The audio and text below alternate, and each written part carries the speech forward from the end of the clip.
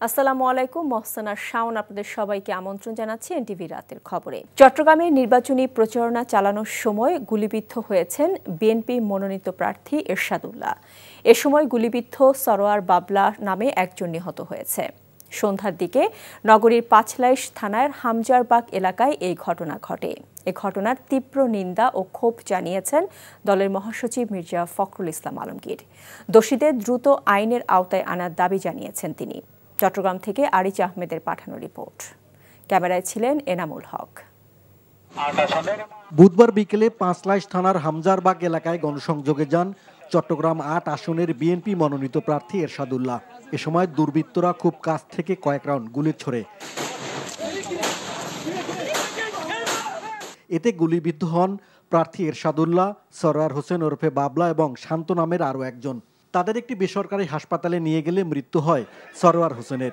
Police বলছে সন্ত্রাসী সাজ্জাদ হোসেন ওরফে ছোট সাজ্জাদের সঙ্গে আধিপত্য বিস্তারকে কেন্দ্র করে তার প্রতিপক্ষ সন্ত্রাসীরা সরোয়ার হোসেনকে গুলি করে।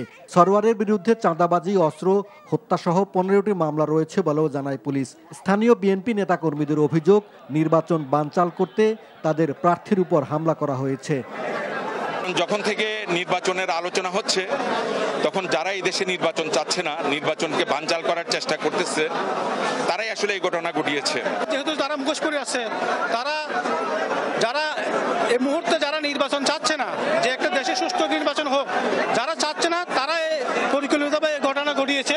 এই নির্বাচনকে বাধাপ্রাপ্ত করার জন্য এটা ষড়যন্ত্র হওয়াটাই নিতান্তই স্বাভাবিক, আমি মনে করি। তাই আমার দলীয়ভাবে ভাই বন্ধুরা দলের সিদ্ধান্ত কি আসবে আমি জানি না, কিন্তু এই ধরনের ঘটনা স্বাভাবিকভাবেই নির্বাচনকে বাধাগ্রস্ত করে।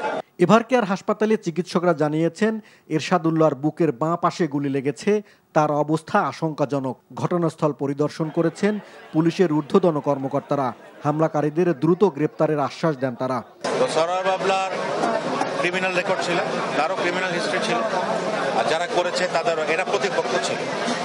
তো ধারণা করা হচ্ছে যে মূল টার্গেট ছিল সরোয়ার। এখানে এরশাদুল্লাহ সাহেব টার্গেট ছিলেন না, স্ট্রে বুলেট ওনার গায়ে লেগেছে। নির্বাচনের যে 3 মাস এখনো সময় আছে, এই সময়ে এরকম একটা ঘটনা যে একদম শুরুতেই এরকম একটা দুর্ঘটনা, এটা অবশ্যই আমাদের শুরুটা ভালো হলো না, এটা নিঃসন্দেহে বলা যায়। তবে এই ধরনের ঘটনা যাতে আর না ঘটে সেজন্য কারেক্টিভ মেজার যা নেওয়ার আমরা নিব। এ ঘটনায় গভীর উদ্বেগ প্রকাশ করে তীব্র নিন্দা ও প্রতিবাদ জানিয়ে বিবৃতি দিয়েছেন বিএনপি মহাসচিব মির্জা ফখরুল ইসলাম আলমগীর। বিবৃতিতে বিএনপি মহাসচিব বলেন, আওয়ামী স্বৈরাচারী শাসক গোষ্ঠীর পতনের পর দুষ্কৃতিকারীরা আবারও মাথাচাড়া দিয়ে উঠেছে। তিনি সবাইকে ঐক্যবদ্ধ থাকার আহ্বান জানান। NTV news desk.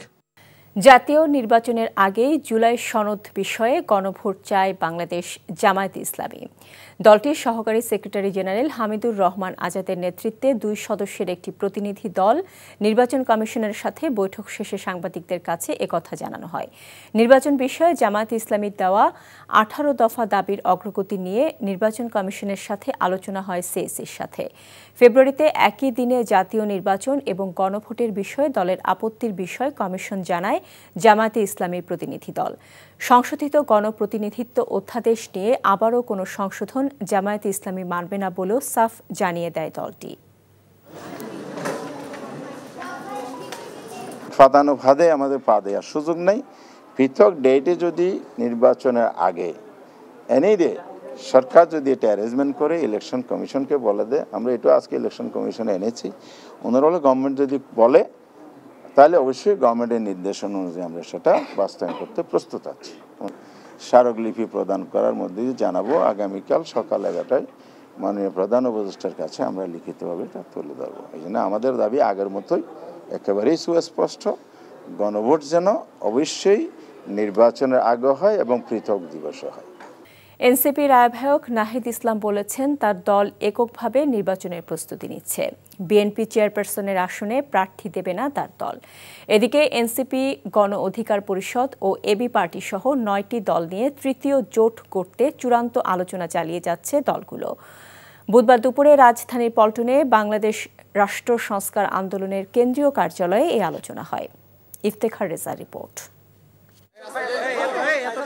জুলাই গণ অভ্যুত্থানে শহীদ গাজী সালাউদ্দিনের পরিবারের সঙ্গে সাক্ষাৎ করেন নাহিদ ইসলাম। সাক্ষাৎ শেষে গণমাধ্যমে তিনি জানান, আগামী এক সপ্তাহের মধ্যে জাতীয় নির্বাচনে দলের প্রার্থিতা ঘোষণা করা হবে। আমরা গাজী সালাউদ্দিন ভাইয়ের এই মৃত্যুতে গভীরভাবে শোকাহত। গণ অভ্যুত্থানের অংশগ্রহণকারী আহতদের সুচিকিৎসার দায়িত্ব এই অন্তর্বর্তী সরকারের ছিল, তারা তা সম্পূর্ণরূপে পালন করতে পারেনি বিধায় আমরা এখনো আমাদের লাশের সারি বাড়তেছে। নাসিরউদ্দিন পাটোয়ারী বলেছেন ওনাদের বিষয়ে আমরা ওনাদের সম্মানে হয়তো আমরা সেসব জায়গায় আমরা প্রার্থী দিব না, বাট এছাড়া আমাদের সর্বাধিক আসনে আমরা আমাদের প্রার্থী শাপলা কলির জন্য আমরা প্রার্থী দিব এবং আমরা এই মাসের 15 তারিখের মধ্যে আমরা হয়তো আমাদের প্রাথমিক একটা তালিকা আমরা প্রকাশ করব। এরই মধ্যে এক জরুরি সভায় বসে গণ অধিকার পরিষদ, এনসিপি, গণসংহতি আন্দোলন, নাগরিক ঐক্য, এবি পার্টি ও বাম ঘরানার রাজনৈতিক প্ল্যাটফর্ম গণতন্ত্র মঞ্চের 6টি দল। আলোচনা হয় দেশের রাজনীতিতে তৃতীয় জোট গড়ার বিষয়ে। জুলাই সনদের ভার কোনা রাজনৈতিক দলগুলোর উপরে ছেড়ে দিয়েছে। আমরা মনে করি যে এটা এই সরকারের কর্তব্য, যেহেতু তারা এই সংস্কারের ম্যান্ডেট নিয়ে ক্ষমতায় এসেছেন, তাদেরকে এই সংস্কার সম্পূর্ণ করতে হবে। পুরো বাংলাদেশে আপনারা দেখবেন মারামারি কাটাকাটি, এই যে রোড ব্লক, তারপরে হলো আগুন জ্বালাচ্ছে মনোনয়ন বাণিজ্য নিয়ে। এই সংকটকালীন মুহূর্তে আমরা এই মনোনয়ন বাণিজ্য এইসব কাজ না করে এখানে একীভূত হয়েছি সংস্কার বিষয়ে কথা বলার জন্য। এদিকে চট্টগ্রাম ইঞ্জিনিয়ার্স ইনস্টিটিউটে এক আলোচনা সভায় হাসনাত আব্দুল্লাহ বলেন, ব্যালটের পরিবর্তে বুলেট শক্তিশালী হচ্ছে দিন দিন। দেশের মানুষ এখন ভীত।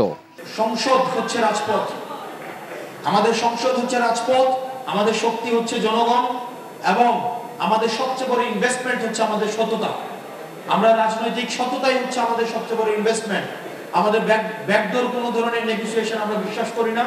আমরা জনগণকে সাথে নিয়ে আমরা লড়াই করতে প্রস্তুত। আমরা শুনছি ব্যালট বাক্স নাকি 12টার মধ্যে ভরে ফেলা হবে, ব্যালট বাক্স নাকি 12টার মধ্যে ছিনতাই করে ফেলা হবে। কিন্তু আমরা বলতে চাই, একজন হাসনাত আব্দুল্লাহ, আমরা যদি রাস্তায় দাঁড়ায় থাকি আপনাদের সমস্ত শক্তি দিয়েও আমরা ব্যালটের জয় আপনি থামাইতে পারবেন। এনসিপি কারো বগল দাবা হয়ে সংসদে যেতে চায় না বলেও মন্তব্য করেন হাসনাত আব্দুল্লাহ। আমরা নির্বাচনটা আমাদের জিততে হবে, নির্বাচন ব্যবস্থাকে জিতাইতে হবে। Iftekhar Reza, NTV news, Dhaka. বিচারপতি খুরশিদ আলম সরকারকে অপসারণ করেছেন রাষ্ট্রপতি। তার বিরুদ্ধে গুরুতর অসদাচরণের প্রমাণ পেয়েছে কাউন্সিল। বুধবার আইন মন্ত্রণালয় থেকে এ বিষয়ে প্রজ্ঞাপন জারি করা হয়েছে। প্রজ্ঞাপনে জানানো হয়েছে, রাষ্ট্রপতি সংবিধানের পুনর্বহালকৃত অনুচ্ছেদ 96 এর দফা 6 এর বিধান অনুযায়ী তাকে অপসারণ করেছেন। এতে বলা হয়েছে, সুপ্রিম জুডিশিয়াল কাউন্সিলের তদন্তে হাইকোর্ট বিভাগের বিচারপতি মোহাম্মদ খুরশিদ আলম সরকার তার পদের দায়িত্ব সঠিকভাবে পালনে অযোগ্য হয়ে পড়েছেন। রাজধানীর উত্তরার মাইলস্টোন স্কুল বিমান বাহিনীর প্রশিক্ষণ বিমান দুর্ঘটনায় বিমানে ত্রুটি ছিল না, উড্ডয়নের পর পাইলটের ভুল ছিল বলে উঠে এসেছে তদন্ত প্রতিবেদনে। ঢাকার ফরেন সার্ভিস একাডেমিতে এক সভায় এমন তথ্য জানিয়ে প্রধান উপদেষ্টার প্রেস সচিব শফিকুল আলম বলেন, জননিরাপত্তার জন্য ঢাকার বাইরে সব ধরনের প্রশিক্ষণ বিমান চালানোর সিদ্ধান্ত হয়েছে। নিয়ামুল আজিজ সাদেকের রিপোর্ট। গত 21 জুলাই রাজধানীর উত্তরায় মাইলস্টোন স্কুলে আছড়ে পড়া বিমান দুর্ঘটনার কারণ অনুসন্ধানে গঠিত তদন্ত কমিটির রিপোর্ট জানাতে এই ব্রিফিং, যেখানে প্রেস সচিব বলেন, ট্রেনিংয়ের সময় পাইলটের পরিস্থিতি নিয়ন্ত্রণের বাইরে চলে যায়। পুরো তদন্ত কমিটি 150 জনের সঙ্গে কথা বলে 168টি তথ্য বিশ্লেষণ করেছে। তদন্ত কমিটির দেয়া সুপারিশের আলোকে এবছর থেকে বিমান বাহিনীর প্রশিক্ষণের জন্য ঢাকার বাইরের এয়ারফিল্ডগুলোতে ব্যবস্থা নেওয়ার নির্দেশনা দেওয়া হয়েছে বলে জানান তিনি। পাইলটের উড্ডয়নের ত্রুটির জন্য এই দুর্ঘটনা ঘটেছে। বরিশাল এবং বগুড়ার যেটা রানওয়ে আছে সেটাকে যাতে আরও সম্প্রসারিত করা হয়, এই মিটিংয়ে সেটা নির্দেশ দেওয়া হয় এবং এটাকে জরুরি ভিত্তিতে করার জন্য বলা হয়েছে। শফিকুল আলম বলেন, আওয়ামী লীগের কার্যক্রম বন্ধে সব ব্যবস্থা নেওয়া হয়েছে। মিছিল, সভা সমাবেশ বন্ধে আইনের কঠোর প্রয়োগ করা হবে। সভা সমিতি করতে চাবেন, ঝটিকা মিছিল করতে চাবেন, যাই করতে চাবেন, সেই ক্ষেত্রে আমাদের আইনের full force of the law apply হবে, কঠিনভাবে অ্যাপ্লাই হবে। আইনের। এখানে কোনো ব্যত্যয় হবে না। এই জায়গায় এই গভর্নমেন্ট 1 ইঞ্চি কাউকে ছাড় দেওয়া হবে না।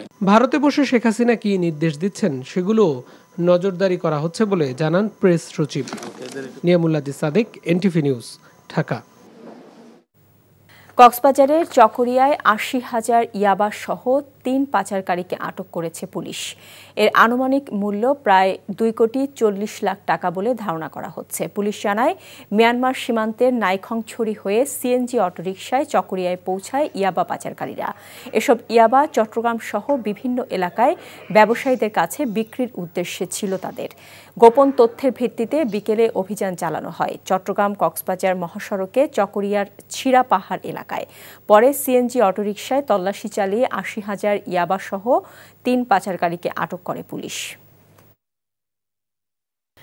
অনুষ্ঠিত হল শিক্ষার্থীদের জন্য এআই ভিত্তিক উদ্ভাবনী প্রতিযোগিতা Grameenphone future makers grand finale. রাজধানীর একটি হোটেলে গ্রামীণফোনের আয়োজনে অনুষ্ঠিত হল এই প্রতিযোগিতা। এতে বিভিন্ন বিশ্ববিদ্যালয়ের শিক্ষার্থীরা অংশগ্রহণ করে। ব্যতিক্রমী এই প্রতিযোগিতায় সৃজনশীলতা, উদ্ভাবন ও সমস্যা সমাধানের দক্ষতা প্রদর্শনের সুযোগ পেয়েছেন প্রতিযোগীরা। বিজয়ীদের হাতে পুরস্কার তুলে দেন বিচারকের দায়িত্বে থাকা গ্রামীণফোনের প্রধান নির্বাহী কর্মকর্তা ইয়াসির আজমান, চিফ হিউম্যান রিসোর্সের officer Syeda Tahiya Hossain, chief business officer doctor Asif Naimur Rashid এবং চিফ ইনফরমেশন অফিসার নিরঞ্জন শ্রীনিবাসন। এই ছিল রাতের খবরে। এই খবরের ভিডিও সহ আপডেট জানতে ভিজিট করুন এনটিভি অনলাইন www.ntvpt.com। এছাড়াও এনটিভির জনপ্রিয় সব অনুষ্ঠান ও খবরের আপডেট জানতে ভিজিট করুন আমাদের ইউটিউব ও ভেরিফাইড ফেসবুক পেজ। রাত 1টায় মধ্যরাতের খবর দেখার আমন্ত্রণ রইল। এতক্ষণ সাথে থাকার জন্য সবাইকে ধন্যবাদ।